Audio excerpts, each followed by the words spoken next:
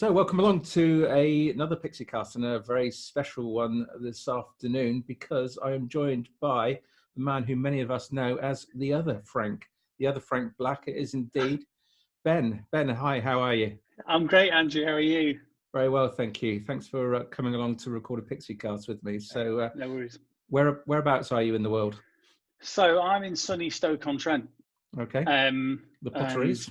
The Potteries, yeah. For those who don't know, it's kind of like bang in the middle of the UK, not far from Manchester. I mean, if you're from the States, it's not far from anything, really. It's tiny, isn't it? But yeah, Stoke-on-Trent. I've been here for 20 odd years now. Okay. So is that where you're from originally? No, I'm from a little town called Penrith in the Lake District. So if anybody's watched With Nell and I, one of the best films ever made, it's the town, the fictional town in that. It's a little village, but in the Lake District, so very small. So you've come a little further south then, about 90 miles or so further south. Yeah, it's warmer. It's a lot warmer down here. Oh, really? Yeah. You want to come down to the southwest, mate? It's tropical down here. That's why I'm only wearing a T-shirt. Not wrapped up like you are today. I know. So I came down to do a fine art degree in 1998. Yeah. And I was like country mouse in the big city, and I came down and I was like, oh, look, someone's getting mugged. Yeah, great. Look at this. This is all happening. And I fell in love with the place. So at that time, formed a band with Alison, the bass player, Full Deal. Yeah. And because she was on the same art course as me, we both did fine art. Okay. And we thought we were going to be the next big Pixies, thing. Nirvana, Weezer, whatever. And we had some success, but we stayed in Stoke. We just went, right, we'll stay here. Yeah. And I've never left. Okay. And what is it you do for an honest living then, Ben, when you're not playing Frank Black? So I run a company called Wavemaker, and we say we do tech for good for all. So we do digital inclusion work. So it's trying to get the most out of the technology that people have, so it has a greater impact on their life. So pre-COVID, it was all about working with schools and teachers and people who work with maybe kids in care, and doing things from programming, coding, looking at skills for the future. And then Corona happened and panic on, but then we just transferred all of that to digital skills for practice nurses, GPs, surgeries. So we do, so I've got a session after this with 20 nurses from London, and it's talking about how to set up a closed Facebook group and things like this. So very, very fortunate. I find it strange. I don't find this strange talking to you. I find it strange not being in a room with people and waving my arms around and trying to command attention. But I think we're very fortunate that we've got work on during all of this. No, absolutely. Brilliant. Okay. That's great that you're being able to adjust your business and put it to good practical use in that as well. Clearly, I think what we've learned from COVID is that digital is really going to be, a massive way forward now, isn't it, for how we interact with each other, especially around people who find it difficult to access services and things like that and communicate and what have you. So brilliant. So and that's not, I don't think that's gonna stop. I think, there's definitely going to be a world pre-COVID and post-COVID in terms of, it's never going to replace face-to-face, but things like digital triage for practices, just how we interact with people within business. I love it. So Pixies then, where did it all begin for you? Right, okay, so you're going to get it all. This is what I said, Andrew. I love talking, right? That's fine. So you know what time you're up against, so yeah, thanks, mate. So you've got 40 minutes. You get my life story. My mum loved Leonard Cohen, Simon and Garfunkel, loads of folk. So I was brought up with that in the background. Dad liked Chris Rea. That's okay. Okay. But it's not the same. Pink Floyd. So you nearly took you down a road to hell, dare I say? yeah, it was all of that. So as a youngster, when I was in the formative years of music, grunge was my thing. So I wanted to be Eddie Vedder. When Kurt Cobain topped himself, I was like, right, I'm going to learn guitar. And it was all grunge. I had a very secret obsession with Guns N' Roses that I didn't let anyone know about. But those were the things. So when Britpop kicked off, I was like, this is terrible. Yeah. I remember being at high school and it swept the school, like everybody. Blur, Oasis. Both Blur and Oasis are both equally terrible for you? So careful how you answer this. So no, because I love Blur, right? Okay. And to be honest, the first Oasis album is great, but I keep in terms of it was a seismic event. You know, I can remember everybody. I know it was huge. It was crazy. But Britpop, and I was thinking, love Pulp, but still grunge for me. Mm-hmm. And then a real good friend of mine in the sixth form, so I would have been 17, said, well, if you like Nirvana, you need to listen to the Pixies. Yeah. And I was like, hark, who are the Pixies? And he was like, are you kidding me? Yeah. And so you weren't listening to John Peel or anything at that stage then? No, okay. Nothing. I literally was just, I didn't even have a CD player. I was buying CDs that I thought looked good. Okay. So like Black Hole Sun by Soundgarden, the front of that CD looks amazing, but I didn't have a CD player. And I remember, I'm not getting political, but it was the 97 election. Yeah. And we stayed up at his house in the middle of nowhere, watching the results come in, drinking red wine. Yeah. And then in between the results, he was playing me Pixies. He was going, listen to this, listen to this, listen to this. And it was just before Death to the Pixies had come out, the box set, the 4AD box set. Yeah. And I remember just going, oh man, it was like scratching an itch I didn't know I had. I suddenly was like, this is the best. So then I was all about the Pixies from then on. And every now and again, I'll have like a few glasses of wine and I'll think, I need to thank Rob for getting me into the Pixies. So I'll send him another message. And he's like, Ben, you say this every year. I'll just send him a message out of the blue going, oh, Rob, I love you. Thanks for this. It's such a gift. I love them. Yeah. Okay. Brilliant. I've got some questions for you from various people. So what was the first album that you heard then, the first track that you remember listening to of them? So he was playing, it was Surfer Rosa, Come On Pilgrim was the album he was playing. And I can remember I'd heard Where Is My Mind prior, just being in clubs and stuff, you know, and youth clubs and that. But I can remember hearing Broken Face and having like an epiphany, because I'd never, ever heard anything as mad or as lovely or visceral and short and and I could just remember thinking, this is unbelievable. And then I went out and then I think Death to the Pixies was just released or about to release at Christmas or something. And if I remember correctly, I think Vitalogy by Pearl Jam came out at the same time.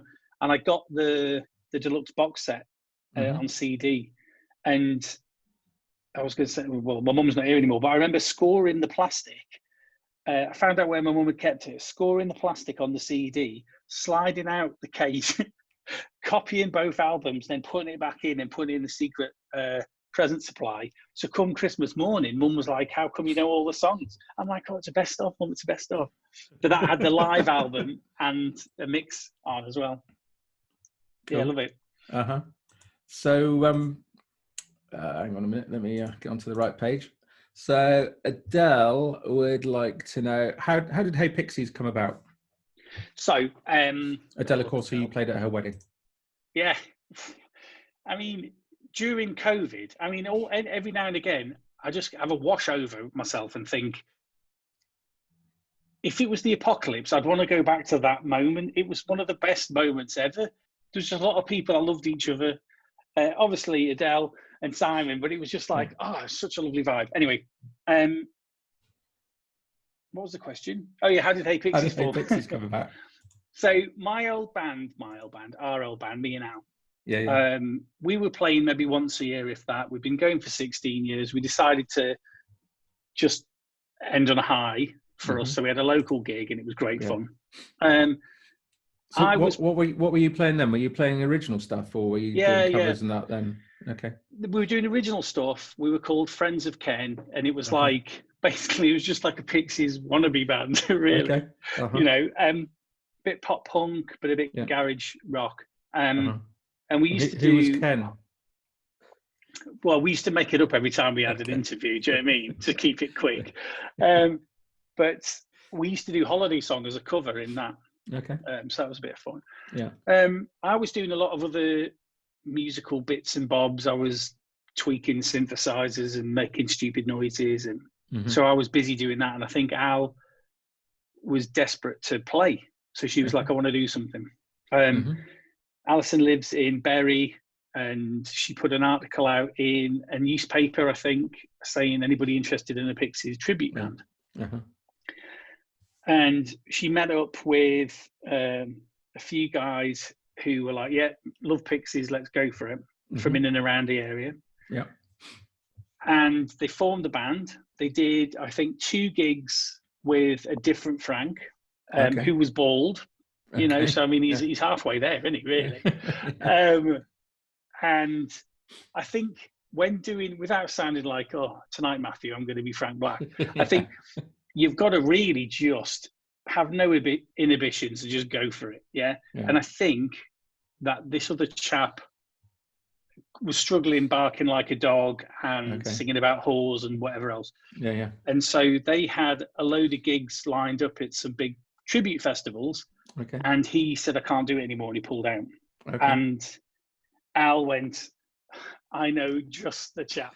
So I get this phone call, right? And Al's like, "Ben, I don't know if you can say today, but we need a new Frank." I was like, "I've been waiting for this phone call."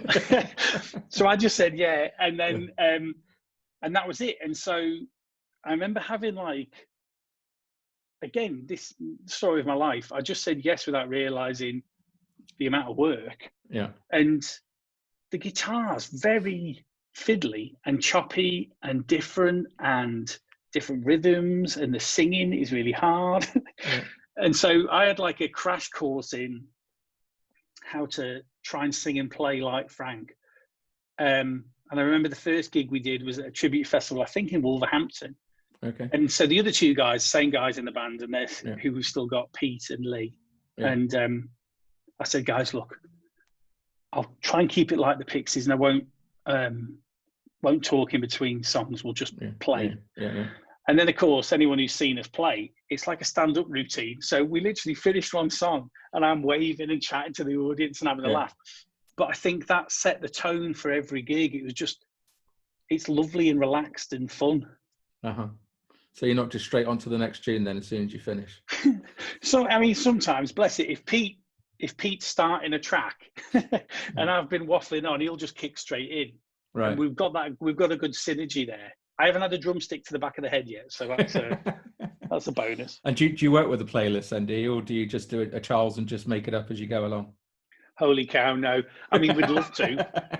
We'd love to get to the point as well where someone in the audience will just go, "Oh, I don't know." I mean, debate obviously, but like just pick a track and then we start playing. But we've got to, I think it might have something to do with our combined ages. But we look at the set list and we go, "Right, hang on. Is this a full-on one with loads of shouting and screaming? Right, let's do an instrumental. Let's do Into the White after that, and we'll just relax a bit." And let Alison do the work, Yeah, bless her, yeah. So Adele also asks, she wants to know, what's it like being Frank on stage? So I love it. I absolutely love it. And I think given recently, we've practiced like twice this year. We did like a couple of practices, January and Feb.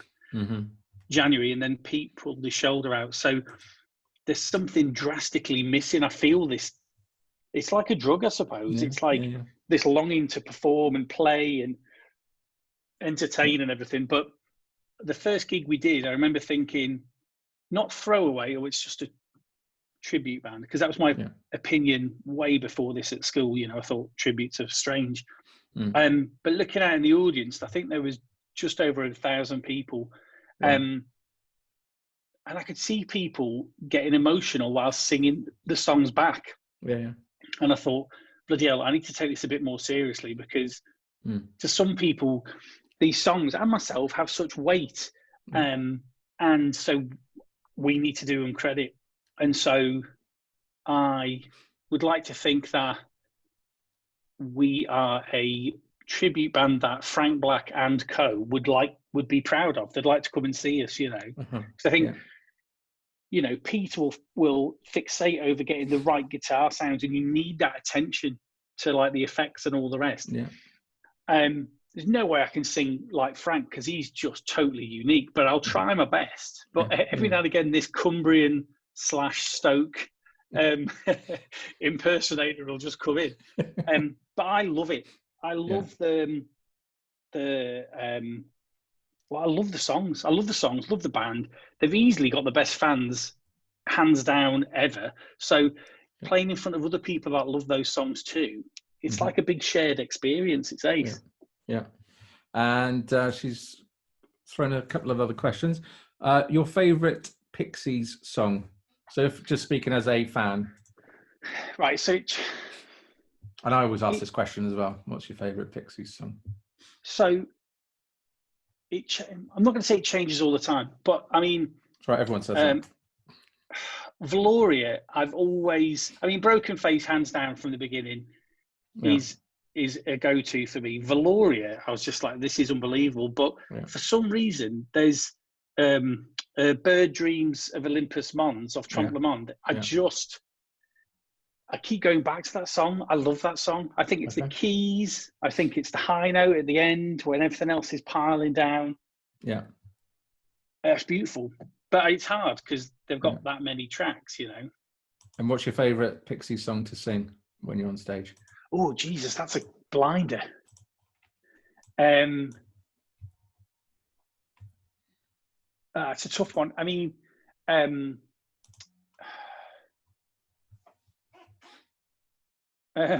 me think. I mean,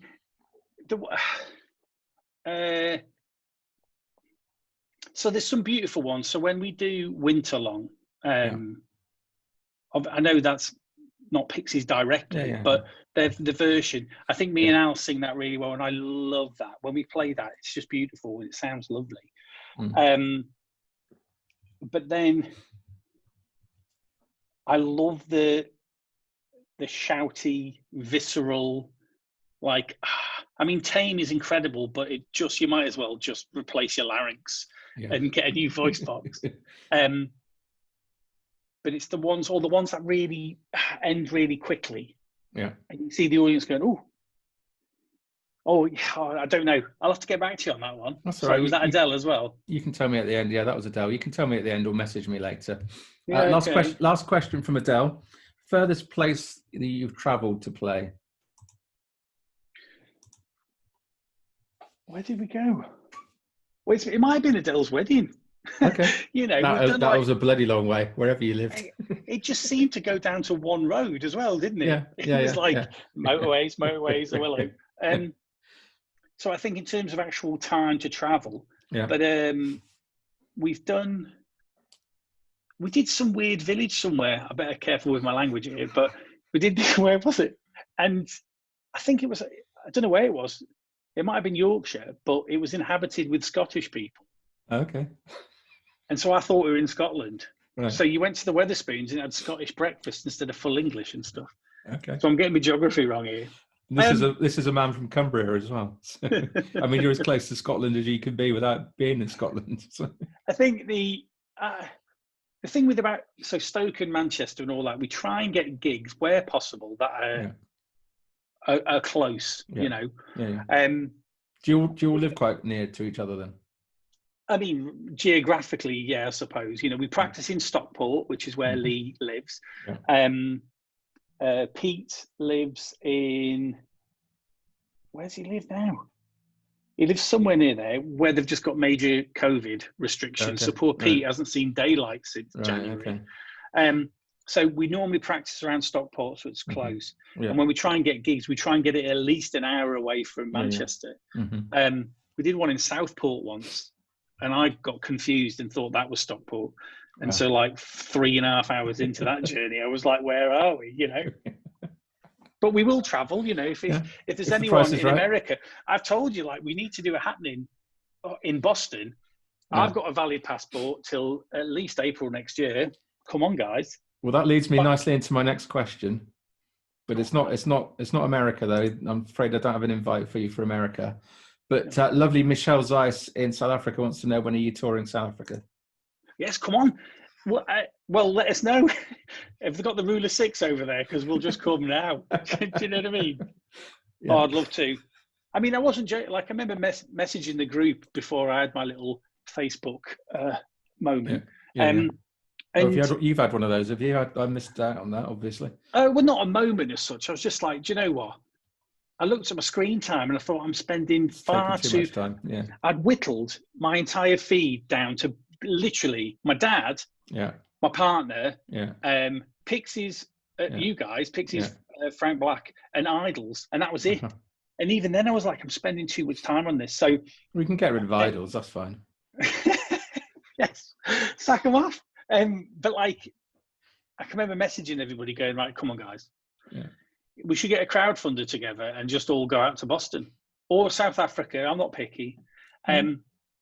No, definitely, we need to do something. Sorry, Michelle. You've got an invite there from Michelle. So great. There we go. What's the weather like there now? Is it? Well, they'll be going into their summer now, won't they? Because they're south of the equator. Perfect. So it'll be picking up nicely. Not sure about COVID though. I think the off licenses are open again now. So great. You can get a beer as well. After lockdown, there was no way on earth I'm fitting into trousers. So we need summer so I can just carry on wearing shorts. Okay, so lovely Pete Norris, north of the border, a man I'm sure you're very well aware of. Love him. He asked if you could play one non-Pixies and one non-Charles song live, what would it be and why? Oh, come right on. It would have to be, I'd love to do something like to take a song and almost Pixify it if we could. So, Jesus and Mary Chain, or take something like a Ramones track or do something and really kind of to do that. I like the idea of playing with people that they don't know what a Pixie track and what isn't, know. Yeah. So a non-Pixies track. Oh God. So who are your other musical influences then? So personally, Talking Heads are one of my favourite bands. I absolutely adore Talking Heads. Me and Al thought about doing a Talking Heads tribute, but then realised that'd be bloody hard work, more so than Pixies, and we need about 20 members of the band playing glockenspiels and stuff. But I adore Talking Heads. I love LCD Sound System. Then I because of my mum and everything else, I love Leonard. I love either the really deep, introspective, like melancholy Elliott Smith, or that kind of vibe, or the real beat-driven stuff like Hot Chip. I love Hot Chip as well, and Justice. I've seen them in Manchester actually. Hot Chip. Oh, beautiful. Where was that? At the Albert Hall? No, it's at a student union sort of place. I forget what it's called now. M2 or something, M1 or M2. Oh yeah, something like that. It's a student union, big. It's quite a big place. That they played, and I saw I Am Clute. I saw I Am Clute play there as well. Oh yeah, love I Am Clute. Oh, so do I. Yeah. So, did you ever listen to any Brian Glancy? He used to be in I Am Clute, and then he was the one that Elbow wrote "Seldom Seen Kid" after. Ah, right, okay. No, I didn't. I will look that up another time. But so anyway, so a non-Pixies and a non-Charles. So, without sounding poppy, I'd probably do something like "Hit" by the Wannadies. Yeah. Because that, Monday's no fun. Because I think you could really play with that with two vocals would be great. Yeah. And you get the audience on side as well, don't you? I just think it's a pure pop song. Yeah. And then that's what I do. I mean, I'd love to do. We were thinking about doing some maybe a couple of Breeders or Kim Deal tracks, and then maybe some Frank solo stuff as well in the set. Okay. So say one of us snaps a string, or say Lee puts his knee out and drumming. Not that he would. Suddenly I go, the country was nothing but trees, or something like this. Anyway. Okay, cool. So Mike Flynn just wants to know, why aren't you famous yet, particularly after he sang Tame with you? Oh God, I love Mike. Nothing but love for Mike. How was that for you? That was one of the highlights of one of the highlights of playing music. I think I love on the video as well when suddenly I grab the mic and bring it down, And Pete, bless him, you can see the look of sheer, what the hell is about to happen now? But I think it's creating moments. It's just, when that pops up on my timeline, if I'm on Facebook, I'm like, oh man, that was a blinder. Just having faith and thinking, right, I hope we all finish at the right time. And I'm like, have we learnt it right? Bless. And then Mike, he's fueled up on Marmite. That was his first introduction to Marmite, bless him. So he's like, I'm ready for this. He can't put it down now, Marmite. He loves it. Yeah, so I'm like the middleman. I'm like selling him Marmite. The first one's free, and then that's it, shipping it out. That's got to be good for COVID, that has. Do you know what I mean? Absolutely, Forget hydroxychloroquine or whatever it's called. You need some vitamin B12. Absolutely. I love that. I don't know why we're not famous. It's a funny one, isn't it? I think in the other band, when we started out, there was we had developmental contracts and with a subsidiary of Universal. So I was having my eyelashes tinted. We were having spray tans. Honestly, I'll send you a photo. Yeah. So random. And we thought we were told we were going to get famous. Okay. But I remember the relief when obviously that wasn't happening. And just going, oh, do you know what I mean? It doesn't matter. And the second we just went, and we just played for ourselves. Okay. Yeah. It was ace. And so I think for me, doing Hey Pixies is like the peak of that, because we're completely playing songs that we adore. Hopefully we're doing them justice, and we're still getting to play music. Yeah. So I don't know why we're not famous yet, Mike. Get us a gig out in Texas, baby. You could go. There's a world tour developing here. So come on. South Africa. I got you a gig in Durban. Got you one in Houston, Texas. So thanks, Andrew. I'll be your tour manager. 10%. Love it. Okay, so Frank's solo career. Are you a fan of his solo stuff? Yeah. Again, I mean, I think I was so as a 17-year-old, I had no understanding of Frank Black and the Catholics or anything like that. Retrospectively, I remember seeing posters adorned all the like Cult of Ray, all the venues and stuff we used to go and listen to music at. But it was what's the? I'm going to sound like I don't know what I'm talking about. The Frank Black album with like the Japanese sun and the mountain on it. That's just Frank Black, I think, isn't it? Yeah, the eponymous album. Yeah.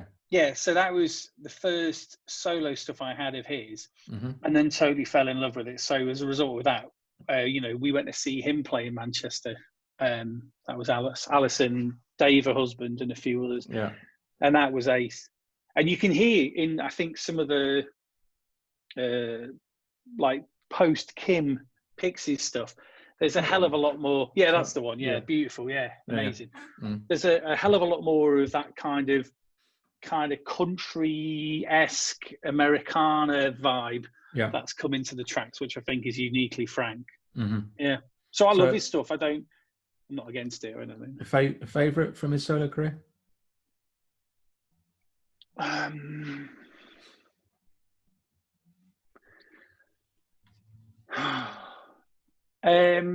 What's that one where it's on? Is it on Black Dog? Hang on, I don't even know the name of the album. God, I'm showing my. Don't worry, I've realised how little I know about the band since I started doing these. Right. Okay. Right. He does like a little gear change. I don't know. Yeah. Freedom Rock. No, he goes like. I'm not going to do it on this because I'll make a mistake. It's the one. It's got like a little cap. It's the Catholics. It's him and the Catholics. Okay. Sorry, this is making for great. That's fine. This is making for great. Here we go. Frank Black and the Catholics. Come on. Oh, okay. Show Me Your Tears is the album. Okay. When Will Happiness Find Me Again? I used to do that anyway. That's that Country Was Nothing But Trees. I can't remember what it's called. This Old Heartache, is it? Or The Snake? He basically does a major gear change in his voice, and he goes from low to like really squeaky high, and it's hilarious. But the song itself is lovely. But you don't know what it's called. You can message me later when you remember it. But like, what was that other one that just popped up? Which was just Frank on his own. It's the first track on that album, the one we had a look at. Oh, I'm playing Los Angeles now. What, on Frank Black? Yeah. Throwing it back to me now, haven't you? Sorry, man. I mean, this is making for great telly. It is. Los Angeles is beautiful. Oh yeah, I heard Los Angeles is the first. Yeah. Because didn't Hang On to Your Ego. I heard Ramona sing Fu Manchu. Places named after numbers. Old Black Dawning, 10%, Brackish Boy. Old Black Dawning. Yeah, that's a blinder. 2 Spaces. It's coming up. Parry the Wind, High Low, Adderley. Every Time I Go Around. Oh man, I'm gonna have to get that on in a minute. Don't You Rile 'Em. Yeah. You could choose any of those, really, couldn't you? Yep. Incredible. You just think, to be that prolific, creative. What do you mean? Where you're just constantly making stuff. Yeah, he is prolific. Absolutely. Yeah. You imagine he just does it all pretty much every day, day in, day out. He's just constantly coming up with lyrics and tunes. And that must be like, I love playing music, but again, it's like the band. People go, well, "You gutted you didn't get famous." I'm thinking, to be honest, we were 4 best friends that loved each other. It's just like playing music. We'd drink extensively, and then we'd maybe have a practice. You know, I wasn't writing songs every day, working on chord progressions, doing vocal warm-ups. It was just... What could have been, eh? Well, hey, I wouldn't be here now, Andrew. Or maybe I would. Do you know what I mean? Okay, so moving on to the Catholics. Go on. Thoughts about Catholics and their body of work and a favourite track from the Catholics. It's definitely off that album, which I'm going to now bring up. Because we went to see him on that. We went to see him on the Dog and the Sand tour. Okay. But Show Me Your Tears. I remember there was when did this come out? Like, 2003. Crikey! I remember I had it on CD, copied it, and then had it on everywhere I went. So it was in like a 3 CD changer in the kitchen, of course, before streaming. It was in my car. Yeah. And just, what was it? Horrible Day. It's a horrible day. I love it. But it was Nadine, the first track on it. That was the one that when we went to see him live, I can remember everybody, well, myself included, were thinking, "Oh, I hope he's good." Yeah. Like I hadn't seen him do solo stuff on it. Do stuff with the Catholic stuff on. I was thinking, "I hope this is good." Yeah. And then he just came out. It's dum dum ba dum dum dum. And they stretched and played and pushed and pulled all the tracks, which was lovely. And then he did Valoria as well, which was lovely. Yeah.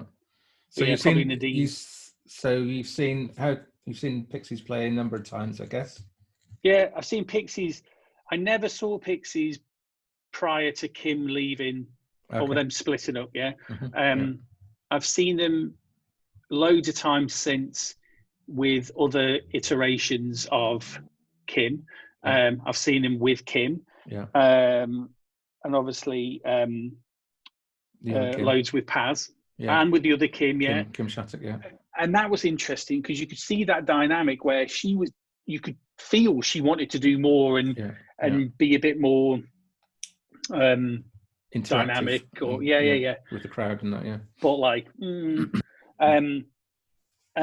massive fan of the Breeders. I've seen them a load of times. Yeah. Kim Deal kissed me on the face once. Wow. I went up to her sister and thought it was Kim and asked for a signature. So she signed a poster and Kim said, your hair's lovely. I went and touched her hair and I went, your hair's really greasy because it was grim. Okay. So that was by the by. I went to see the 20th anniversary of Last Splash and when they played that in its entirety. Yeah. Oh, that was amazing. Yeah. Anyway. But I've never seen Frank just on his own, just do Frank stuff. Right. Okay. Cool. And so what do you think about all the new stuff then, Beneath the Eyrie and that? Do you play any of that in your set? Yeah. No. We we love it. We all absolutely love it. So that album, I remember going, please. I mean, I love the EPs. I love the EPs. Head Carrier had some blinders on there, but had some other stuff I wasn't too. Okay. Obviously, it was great. By any other band standards, there would be great tracks. Yeah. But when Beneath the Eyrie came out, it was the first time in a long time, I think, for a band, like more than Pearl Jam or others, where I sat down, put my headphones on, and I listened to the whole album. It was quite self-indulgent. I was like, I'm going to listen to this whole thing. And just absolutely adored it. And I was like, I can remember having conversations of like, do you need to, does an artist need to suffer in order to make good music? Do you know what I mean? Like, because at the time, because didn't he separate from his wife or something? That's right. Internal struggle. And but I can remember like having it in the car non-stop and playing it in the car. And my girls, who are 8 and 6, they were asking for On Graveyard Hill. I mean, they weren't saying, Dad, could you put On Graveyard Hill by the Pixies? They were like, can you put that one on that goes, I was like, yeah. So you know that's a good track if Small Humans are getting into it too. No, absolutely. I love it. Yeah. Cool. Okay. And what about the new single then? Are you going to be playing that, or is Alison going to be leaping on that one? Yeah, I don't know. You know, because again, I remember YouTube going, "Oh, the single's coming out at midnight," and have a listen. And I remember thinking, I wonder what avenue or direction this is going to go. And yeah, I again really like it. I think what we'd love to get to a position in the band where we almost do 2 sets potentially, where we do your massive 90s indie floor filler, Surfer Rosa, those kind of tracks. And then we've got a set, maybe not the same length, but of, you know, songs off the EPs, of Head Carrier, all the rest. We used to do Classic Masher. That was good fun. But it depends on the audience, because if we go and play at a festival, all they want is the ones they've heard of. Yeah, of course, yeah. And they probably don't even know the names of them, but they just want, I want that one, that Monkey one or whatever. So if we start doing like Alandro Queen, they'd be like, oh, what's this? But then to play that in front of someone who knows the track would be lovely as well. Yeah, absolutely. Okay, I know you've got to go soon, so I'll come to the last question, which I've been asking everyone, and this may have actually happened to you. I don't know if you've heard this question. It came from Joe Kirkham in Liverpool. And it was originally just intended for Adam Short. And the question went along the lines of, you find yourself in a dream where suddenly you're naked on stage in front of thousands of fans. Which Pixies song are you going to sing? So first of all, has it actually ever happened to you in a dream? I mean, I've had plenty of naked dreams, but not on stage. Yeah. Okay. All right. So so there you are playing Hey Pixies on stage, and all the fans just demand that you get your kit off. It's happened. Go on. And then which Pixies song do you sing for them? Have I got my guitar or not? Yeah, go on then. So but it depends. As I discussed with Pete Norris, are you going to do it Franz Ferdinand, where it's sort of like high up to your chest, or are you going to do Peter Hook and cover your modesty? So I'd have my strap low. No, I'd do something. I'd do probably head on, punchy, bang, head on, and then the lights. I know it's not Pixies, but like do it Pixie style, lights off, get changed. No encore. Maybe we could do. What would be a good encore? UMass would be good, wouldn't it? It would, yeah. Potentially, have some hip thrusting in or something. That'd be good. Absolutely, bit sweary. Yeah. Cool, brilliant. Well, thanks, Ben, Joe, for that message. I mean, that question. Well, what do you expect from a Liverpudlian nurse? I mean, you know, minds of a sewer. So. Ben, thank you so much for your time. Really appreciate thanks, it. Andrew, It's been great to perhaps not interview the real Frank Black, but the next best thing. So hey, look, like I said, after lockdown, I'm literally there. I just need to shave my head, and I'm trying this. So apologies if. Don't worry, Mike. If you're looking from Texas, you're thinking of had a cappuccino. No, this is all natural, baby. Oh, no, thanks, Andrew, for doing this. It's lovely, man. I love it. I'm enjoying it because I get to meet lovely people like you as well. So cheers. Thank you for your time. All the best. Big love. Cheers, see you later, buddy. mate. Bye.